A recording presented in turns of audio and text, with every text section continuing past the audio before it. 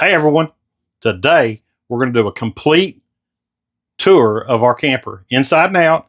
We're going to show you all the upgrade we've done. Now, all of these upgrades we consider to be essential. You don't want to miss this. We don't know how we'd live without them. So I know it's going to be a long video today. There's a lot to cover. So I've broken this video down into chapters. Don't feel bad about jumping ahead and watching what you want to watch. I understand it's a long video. But listen, I'm glad you're here. And we got a lot to cover. So let's get started. Let's do a quick walk around here. Electronic tongue jack and two 20-pound bottles. Pass-through storage. The rock solid stabilizer jacks, all four corners. Got our awning. On-demand water heater. The outside TV setup with the antenna, electric, and the mount. This is the fresh water tank. This is the exhaust for the heater. Outside speakers and the vent, which you can unhook it. Don't have to worry about bugs. BF Goodwrench tires. Moride Lippert steps. Back storage has the refrigerator. And coming around here, we have the black flush and a quick connect for a little water head. The city water and an outside shower. On this side, we have our cable TV satellite input, the 30 amp connection. Black tank's back here with one gray tank here. Go along the slide. That's a big slide. The second gray tank is right under here. And on this side, we have our other pass-through. We're back around to the front. I've got the pass-through opened up so you can see exactly how much room you have here. There's a lot of room in this little pass-through. Let's look at it from the other side real quick. Now you can see, like I say, it goes all the way through and there's just so much room. Even with all my junk just thrown in here. Let's go look at the back real quick. This one back here has the refrigerator. It's where I keep my grill. Starlink cable comes out here. I'll show you that here in a minute. Little junk drawer. Right now it's got the water spigot that quick connects into the back that I showed you earlier. This one's handy because it keeps you from having to run inside, get you a drink all the time. You just sit out here on under the canopy and relax and grab you a drink. All right, stepping inside, first thing you'll notice is the recliners. Got a TV tray here, and those are nice because they come out. You can have just a cup holder, or you can have the TV tray. A couple lights I forgot to turn on. All right. Cabinet space is deep. Oh, yeah, some stuff from our last trip. But you see how deep these cabinets are. They're deep enough you can put a chair. I'm folding chairs in here. Little storage underneath the fridge. That's where I keep my ladder. Our trailer we had before, we had the gas fridge. I like this 12-volt fridge a lot better. It seems to keep cooler and get cooler fast with less energy. And we have cabinet space, some drawers, and this one big enough we put a trash can under here. There's more cabinet space under here and drawers. Not real deep, but a lot of room. The oven and the 3-burner stove. The TV is directly across from the recliners. Makes it nice. You just kick back and watch TV. Microwave, hood vent, more storage space up here. It goes back to that corner. It's pretty deep. More storage above the sink.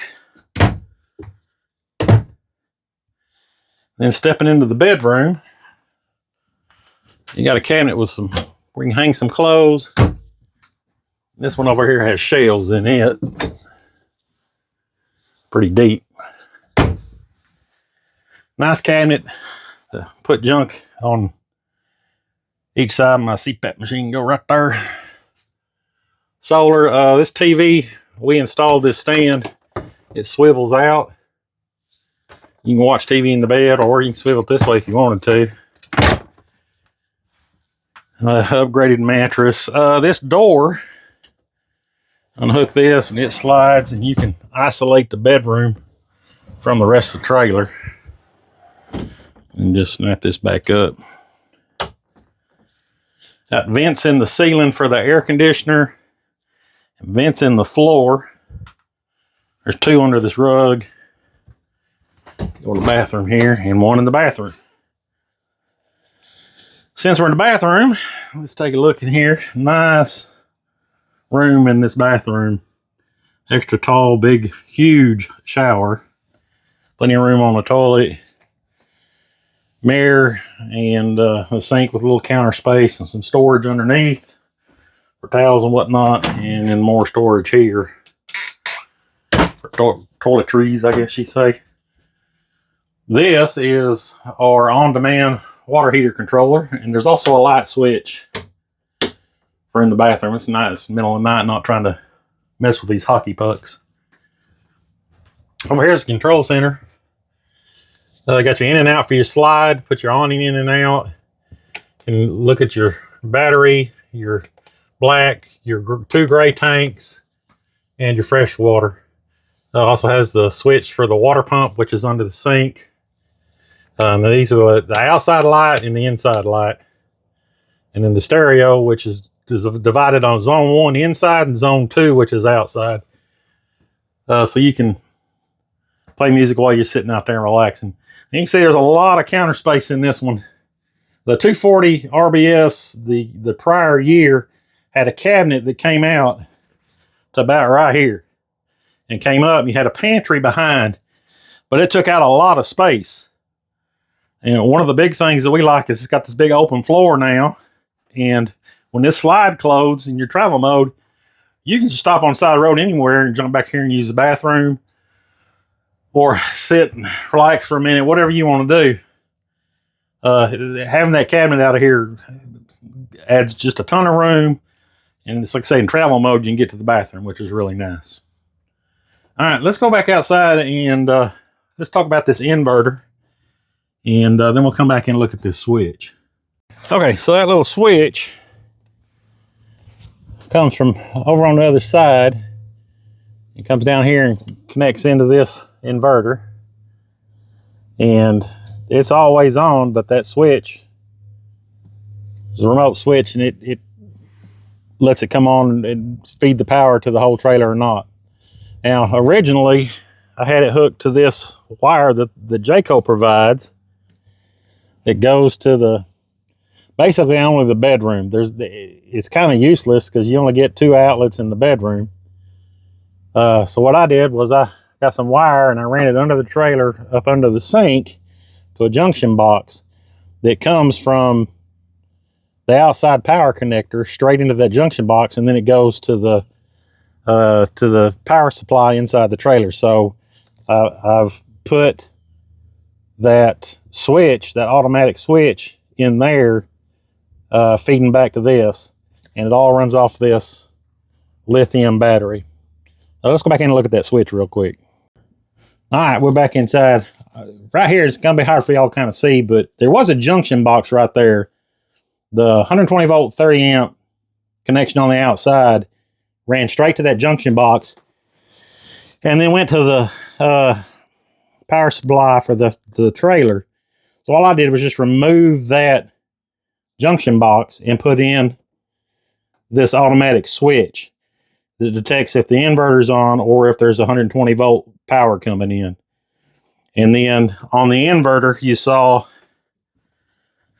this switch right here connects to it. So all I have to do is press this switch. And I don't know if you can hear that or not, but it came on. And in a few minutes, it detects that there's no power, and it'll give us juice inside the trailer. And this all runs off the solar that we have up on the roof. I've only got a 200 watt panel and a 100 amp battery. Takes it a minute. Let me Start to do the microwave, maybe that'll get it to go. Nope. It takes a second for it to kick on, but once it kicks on, I have power to the whole trailer. Now, the only thing I don't want to run is the microwave. There it goes. So now we have TV here, TV here. There's the on switch here somewhere. There it is. So I can run everything except for the air conditioner and the microwave off that inverter. And that's pretty nice. And the solar keeps up pretty well. But I run my booster off the 12 volt. Everything else runs off this inverter. Let me turn this back off. You'll hear everything kick out. That's nice having that switch inside because you don't have to run outside and do anything. All right, let's go back outside. So I came back out here because I wanted to recap now that you've seen the inside. I already showed you this, but here's the switch that comes in from what's in the bedroom, the remote switch. And you can turn this on and have it on all the time, or you can have it on off, or you can have it on remote. I like it on remote. Got the fuse in and a switch for the battery. But the good thing about having the battery in here is there ain't nothing out here. Eventually I'll get a box put on here to, I don't know, either put the plumbing stuff in there, the black tank stuff, because I hate mixing it with the other stuff. I've got it separated. I put some little racks up here with this little clip. And I can unclip this and pull this tray out. And it's got my hose and all the nasty stuff. Keeps it separate from all the other stuff in here.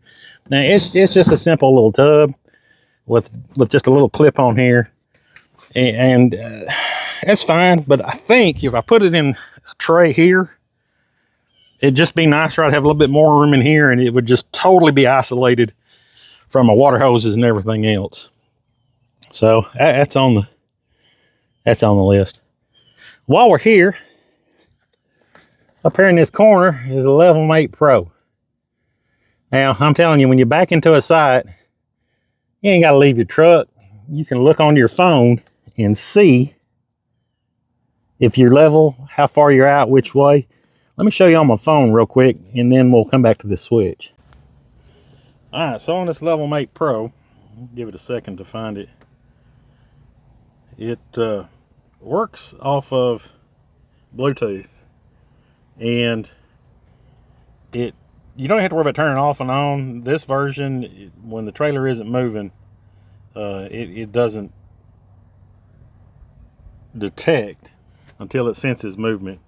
But you can see I'm off where I'm at right at the moment.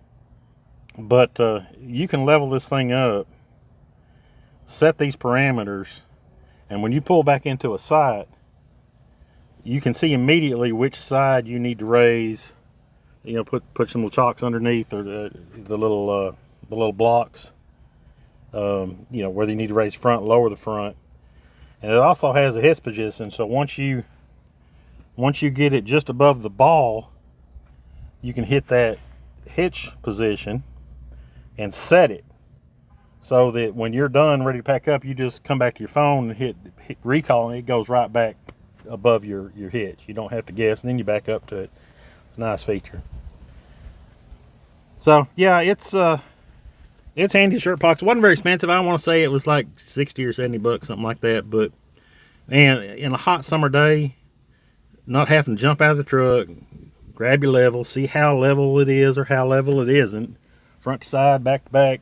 And 9 times out of 10, that's not accurate anyhow because your bubble level's off, or I don't know. It's just so much nicer to be able to look at it on your phone.